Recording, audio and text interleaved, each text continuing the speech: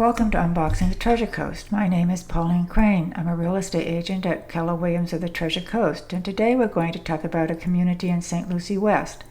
Cascades in St. Lucie West is an active 55-plus community. The community offers a man-gated entrance, ensuring privacy and security. There's a lovely, well-maintained landscaping, lush tropical flowers, and an abundance of palm trees and mature shade trees. The community offers a clubhouse fitness center, gym, 10 hard-tube tennis courts, 9-hole golf course, shuffleboard, and bocce. There's a magnificent clubhouse with a ballroom, media room, computer room. There's free high-speed internet, 3 card rooms, billiards, craft center, and a library. The community offers 1-story Mediterranean-style homes.